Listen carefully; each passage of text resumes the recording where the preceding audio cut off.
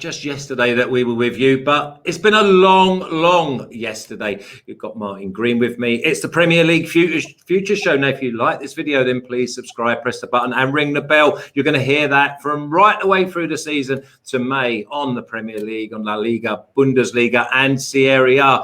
We're going to make sure that you're well in profit, and also link in the description. That will take you over to the articles. That gives you just that little bit more info. Martin, who's joining me today, he's one of our writers, but you've also got Alex. I understand that Tancredi might be doing a little bit of writing. I say a little bit because he is actually a journalist. And obviously we have Dave Betts as well. Martin, 7 days to go. We start with the Premier League punters next week, and then we are back in it. I can't believe it's come around so soon. It's such a surreal year. Arsenal won the FA Cup and the Community Shield in the same month, which is just like unbelievable. But yeah, we're ready for action, and it's very exciting. It's going to be strange, the sort of level of preparation that some of the teams are going to have had, because they've not got much of a pre-season, and there's still a lot of transfer business to be done. So the fitter teams and the ones that get a lot of business wrapped up early are going to have a serious advantage in the early weeks. But yeah, looking forward to running through all the various futures markets. There's loads of value out there. Yeah, I mean, let's just start off with the sides that have come up, and we're looking at Fulham, we're looking at West Brom. Now, I've been fortunate enough to be promoted to the Premier League, and that's May, and I've got all of May, all of June, all of July, the most of August to get myself revved up and psyched up. And you see so many of these sides that hit the ground running because it's just like the holy grail. Now, all of a sudden, you've got the likes of West Brom and you've got the likes of Fulham. I think Leeds are going to be okay because obviously tactically they're going to be astute. But you have these other sides. It was only 3 weeks ago that they were actually getting promoted to the Premier League. And now all of a sudden, bang, it's going to hit them in the face. I think that they will struggle, Martin. Yeah, I couldn't agree more, Flash, especially for Fulham. What with having to go through the rigmarole of the playoffs, they had that epic final against Brentford, which really dragged on. Epic. I was ready to cut my wrists watching that. I thought it was the worst game of football. It was horrendously boring. I was also bored to tears. I mean, epic in terms of the effort that they exerted running around and not actually getting anything done. Wasn't very impressed with either team, to be honest. I thought whoever comes up out of these two is going straight back down. Nothing much changed my mind. Obviously, Fulham spent big last time they came up, and it turned into a failed experiment, went straight back down. Aston Villa have since done it and scraped survival by the skin of their teeth. But I think Fulham will probably be a bit wary about spending so much again, which leaves you with not a particularly great side, in my opinion. And I think they will be shattered in these opening weeks of the season. So, yeah, I'm thinking Fulham to go down probably. And I also really like West Brom to go down. They're just the classic yo-yo club for me. They never really invest too much in the squad when they come up. You know, Bilic, he's an okay manager, but he hasn't got the best record in the Premier League. Can't see them spending too much either, and I can't see them doing a Sheffield United. So those teams do look in serious danger of relegation for me. Yeah, I think that both were better equipped last time they visited the Premier League. I think Fulham had a decent squad last time, but their big problem was they didn't score enough goals. I don't think they're going to score enough goals again, and I don't think that they're going to keep the back door. I think that both of these are going to be massive. We're going to have a look at the odds a bit later, but I think that they're both massively tipped to go down, and I would like to. I think both will go. It might be an interesting conversation to have. Who's the third one to go down? Now let's go to the other end of the spectrum, because I don't understand how a side like Liverpool, they win the league by some 20 points. It was an absolute cakewalk. They were impressive for the whole 12 months. They obviously won the Champions League. Then they took the Premier League by storm. They were unlucky the year before. And they're not favourites. And Man City are odds-on favourites. How does that happen? It is strange. I guess it's just because it's going to be hard to match the intensity that they had when they were chasing that first title in 30 years. They came so close and fell short. And then it was so impressive the way they rallied last season and just blew the competition away. But I think doubts started to creep in in the final weeks of the season. I know they'd already won the league, so that's the the big motivation thing. wasn't there. But I think people are starting to get a little bit worried that they're going to have that intensity. Obviously, they haven't really invested in the squad now for a couple of years. He has got a very settled group, which is great. He's got plenty of world-class players, and they all are the right side of 30, to be fair, as well. But I suppose people probably get a bit worried that they get stuck in a bit of a rut when there's not new arrivals to really freshen up the dressing room. Whereas you know that Man City are going to come back really ambitious. Chelsea are spending money. So you can see why maybe they're not quite the favourites, because very few teams do win back-to-back Premier League titles. But I do think they'll be, I think they'll be well up there. You can get 1.63 on Liverpool without Man City, which looks like wow. Because it's only Man City that beat them for me. Yeah, I mean, that you're asking Liverpool to actually drop out of the top three, and I don't see that. I just do not see that. I mean, you mentioned Chelsea. We're going to go and have a chat about Man City in a while, because obviously they're linked with so many unbelievable players, and one in particular. But Chelsea, they have just gone out and spent money like the old film Brewster's Millions. It's like, I don't agree with some of their purchases. I'm not having Timo Werner being a 25 goals a season man. And that's what he's going to need to be if Chelsea are going to challenge.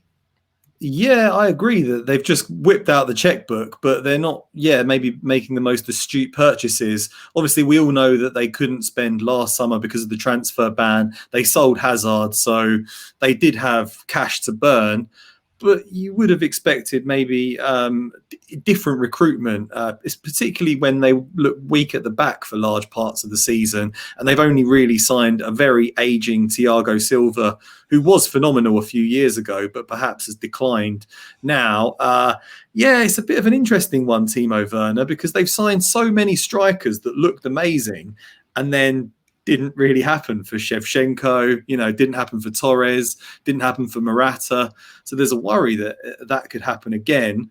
I think they'll be strong. Kai Havertz is a great player for me. Pulisic. Oh, you having him? Are you? I'm not having him. I'm not having him in the Premier League. No chance. No, I think he wanders too. He's a centre forward, yeah? He doesn't spend enough time in the box. And obviously the way that he played for Leverkusen, yeah, I'm not having him. I'm not having him. He's number 10 though, really, isn't he? He'll sit behind Werner, trying to, make things happen. So what about Tammy Abraham? I mean, is he not going to be the first striker on the sheet? I guess it's tough for Tammy Abraham, but Giroud knocked him out of the team towards the end of the season, and Giroud was the one that they trusted. So I think he there's talk of him even going out on loan, which is a bit of a come down from how good he was at the start of the previous campaign. But competition for places is a good thing. I'm not sure if he'll get much of a look in really this season. They'll probably go for me with Werner and then Giroud as a backup. I just think that the issue for me around Chelsea is the manager. I'm not sure if Frank Lampard has the sort of calibre that you would expect to win the Premier League title. Normally, Chelsea have gone all out and signed world-class established managers that they know can get the job done. Whereas they gave Lampard the job. He was very inexperienced. They gave him it because no one else really wanted it. They had a transfer ban. They'd lost Hazard. He made sense at the time, and he did well to get them into the top four last season. But I'm not sure he's at the level of Klopp and Guardiola. I'm not sure that he can, over the course of a season. Only time's going to tell on that. I think you've got to give him a chance. And I don't fancy. I think Chelsea have spent really badly. I think one of the biggest positive is probably Frank being there and having fresh ideas and having that drive and that hunger to succeed. But I'm not having Chelsea. I'm not having them. But another team I'm not having is Spurs. So we won't even bother speaking about Spurs. But one side I am having is Arsenal. Arsenal, I've seen, are around 40-1. And the big thing with Arsenal are that they did so well against all the big teams. It's against the lesser lights that they come up short. Now, if he can get that mentality right, I can definitely see Arsenal ending in the top three. Yeah, it's all about getting the right mentality, isn't it? It's all about getting that intensity against every team you play. And I think Arteta is Arsenal's biggest asset. I'm delighted with him as the manager. He comes across really well in press conferences. He takes no nonsense. He's got a bit of a smouldering intensity about him. He's cut Ozil, cut Guendouzi out of the side because they're not working hard enough, or perhaps not behaving as the way they should be. But yeah, things are falling into place quite nicely, I think, for Arsenal. 2 very good young centre-backs to play either side of David Luiz. If we keep going with that 3 at the back, I know David Luiz isn't great, but I think the 2 of them, really? with their pace, they can make up for a lot of his errors. And like you said, we beat Liverpool in the Premier League towards the end of the season, held our own against them in the Community Shield, beat Man City in the FA Cup semi-final, beat Chelsea in the final. And that sort of thing will be really good for the psychological aspect of things as they prepare for the new season. Still got a bit of transfer work to do. I think if Ceballos comes back in, that'll be a really important signing in the midfield alongside Xhaka. Not sure what's going to happen with Bellerin. If he goes, maybe I suppose Maitland-Niles could play at right back.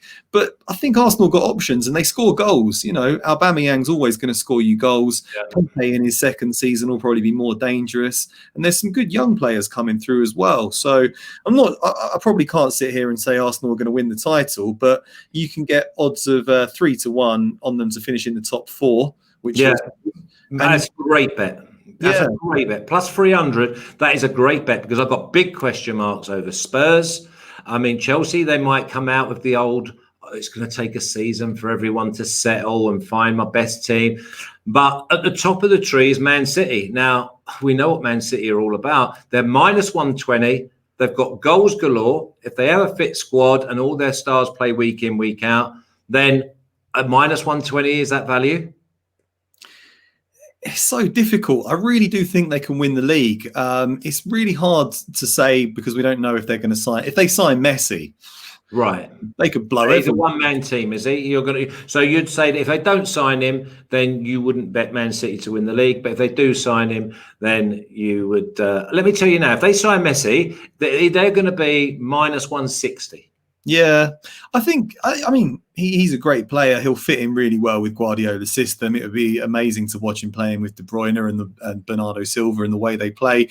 Aguero's a very good striker as well, to be fair. The main thing for them is Gabriel Jesus doesn't really score enough goals. So if he's going to be starting up front for the whole season, they might fall short. But if you look at expected goals and everything last season, they really should have blown Liverpool away and won the league. They didn't take their chances. They conceded stupid goals. They have signed Nathan Ake, which should bolster the defence a little bit. You're not having Ake either? No, not really. He's an athlete, but for me, he's not like a proper out and out. You remember these boys are going to have to fight towards the Champions League. I think they'll win the Premier League. I do think they'll win the Premier League, but I'm not having them going and buying like the likes of Ake to win like a Champions League.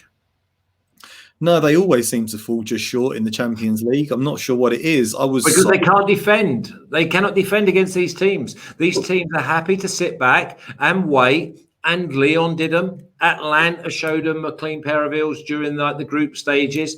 And it's amazing that these teams are so patient and they'll say, okay, you try and break us down. They can't. They can do it against Premier League mediocrity week in, week out. But when they come up against the European sides, they get found out right at the latter stages, admittedly, but that's because the Champions League is not as great a competition as we would have expected it. So what was Guardiola doing with that team selection against Lyon? He showed them far too much respect. He had Rodri on the pitch. He had all their defensive midfielders, and he left Bernardo Silva, David Silva, Riyad Mahrez, all his creative players on the bench. Showed them far too much respect, and they crashed out. To be fair, in the previous 2 seasons, they lost the domestic opposition. They lost to Spurs and Liverpool. Yeah. These are the sort of teams that they really should be beating. Seems like a psychological barrier that they can't really... And also, obviously, Raheem Sterling missing one from 2 yards. I still fancy at my age would have just tapped in, but obviously you've still got to be there to miss them. Okay, so are you going to go with Man City to win the Premier League? I'm going to go with Man City to win the Premier League. I'm not overly keen on the bet just because the odds are so low. I'd rather they were sort of even money. But yeah, gun to head, it's got to be Man City for me, just because I worry that Liverpool might not be able to match that intensity. But you can get 3.25 on Liverpool and go each way. and then you get a third of the odds if they finish second. So you'll still make a profit if they finish second. You'll make a healthy profit if they finish first. So I'd go with that as well. It's between them two for me. I don't think United and Chelsea are going to quite get there. No, and Arsenal at 3-1 to be in the top 4. That looks an absolute cracker, and I'm going to join you with that one without a shadow of a doubt. Now, let's look at the sides that did really, really well last year. Leicester, I think the writing's on the wall for Leicester. I just think that people have found their number. Wolves, decent. I think they're more suited to the Europa League. Sheffield United, unbelievable. I think Southampton may well be a Sheffield United this year. And then we've got Newcastle and the likes of Crystal Palace. Yeah, it's a pretty devastating summer for Newcastle fans when they thought they were going to be taken over by Saudi Arabian oil-rich billionaires and sign Coutinho and go all out and challenge for glory. And it didn't happen. And instead, they're looking at getting, Bournemouth players on a free transfer to bolster their squad. I don't think they'll go down. They showed last season that they're good enough at home to get the job done and pick up enough points. But I can see them finishing sort of lower mid-table. Yeah. So who was the other team that we would? You've got Leicester, you've got Wolves, you've got Newcastle, Palace, and you've got Southampton and maybe Burnley. Yeah, I think if you can do like season handicaps, you can do, if you find a spread betting site, you can bet on the amount of points a team will get. Go for Burnley. They're always seriously underrated. Some of the spread betting sites have them hovering just above the relegation zone in the points index. I can see them finishing mid-table comfortably, easily, not a problem. Leicester are going to have a much worse season for me this time around. Wolves, I think Wolves will still hover around sort of 7th place. If you're looking for a bet like without the big 6, as they call it, yeah, it's got to be Wolves for me. They're not quite investing heavily enough to really challenge for a Champions League place, but I think they'll still be solid. Can't see Sheffield United doing it again, unfortunately. I think it could be a long old season for them. Crystal Palace, not looking great for them either, to be honest. They were in horrific form in the second half of the previous campaign. Wonder if Roy Hodgson is running out of ideas, and if Zaha really does try to force a move away, that's not going to be very good for their mindset. But Southampton in great shape though, Mark. Yeah, Southampton were scoring goals. They were hungry. They were going home or away. They were like absolutely terrorising sides with their work rate. They've got a good young side now. Who we talk about teams that have got the right age group. I mean, we've got Danny Ings, who was up there for the most goals, but you've got like Ward-Prowse and Redmond and Bertrand and McCarthy in goal. There's like maybe a nucleus of 7 or 8 players that are really starting to come of age.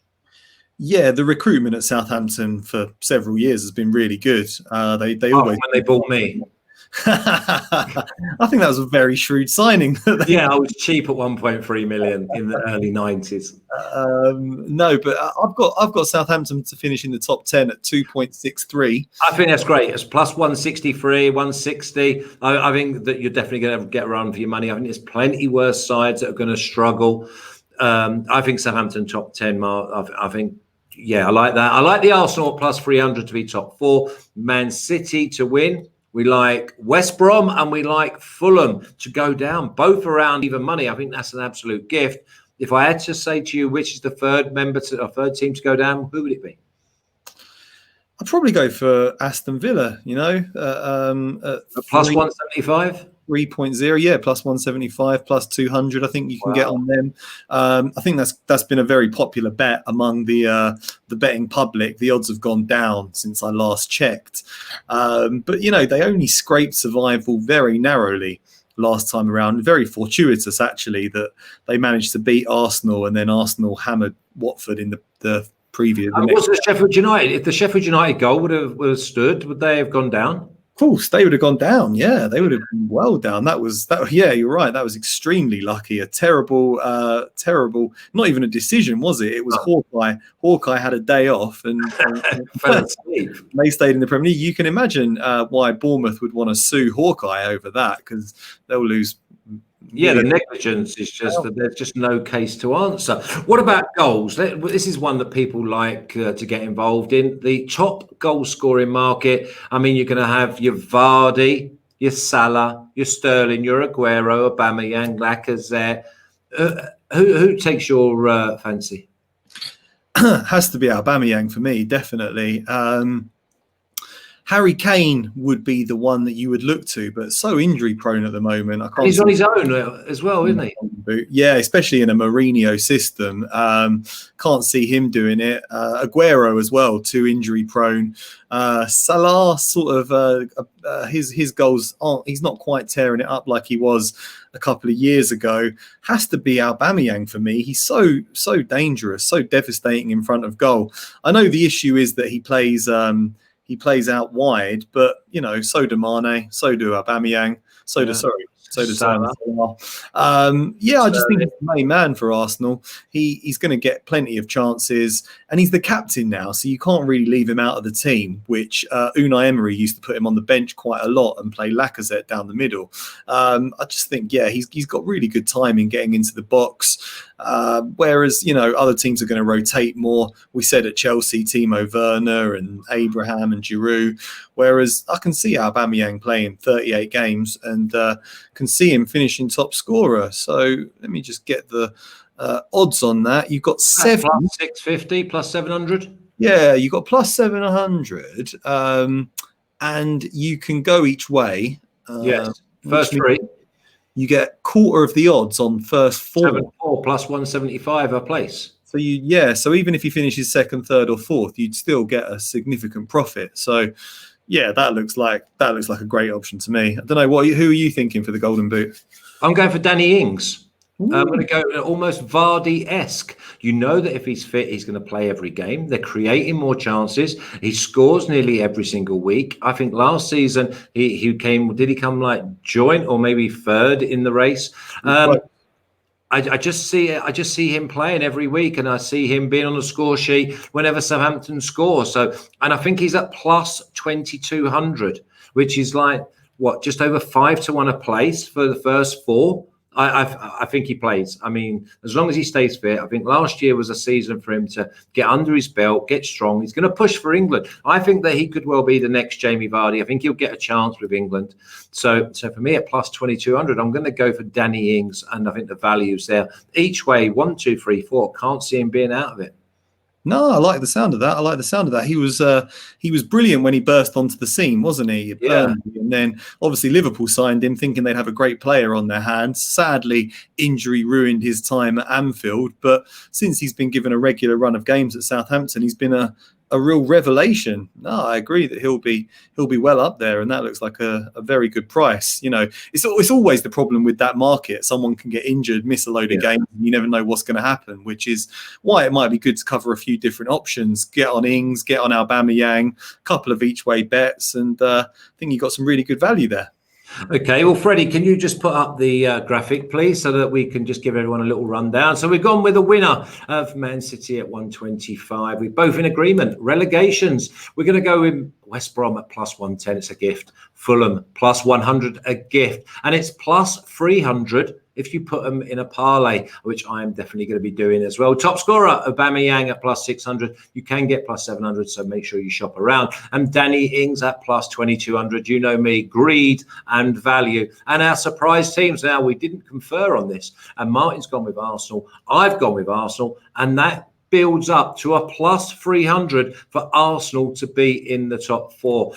Martin, 7 more sleeps until we do this for real. Next Thursday, it'll be our first Premier League show. First weekend back. I think we're only missing one game. I think Man United are having a week off for some reason that I just don't understand. We'll be hitting the ground running, and it will be profits, and we will make sure that everybody knows our records. I will update them every week. And this year, what we're going to do is we're going to have a maximum of our 5 best bets. So even though we're going to go down all 10 games, there'll be leans, there'll be favours. We're going to go with 5. I'm going to pick 5, and it's going to be called Flashes 5. And obviously, once we get La Liga, Bundesliga, and Serie A back, we're going to continue doing the parlays of 2 from each. So we'll make sure that we're well in profit. Martin, enjoy. Hope the baby's not keeping you up. Thanks for everything, mate. And I look forward to seeing you again in 7 days' time. Yeah, thanks, Flash. Look forward to it. Can't wait for the new season. So that's the Premier League Future Show. Tomorrow you can join us because we're going to have La Liga Lowdown and Martin back on. And it's going to be all about La Liga. Do you reckon we'll talk about Messi? I reckon we might. See you soon.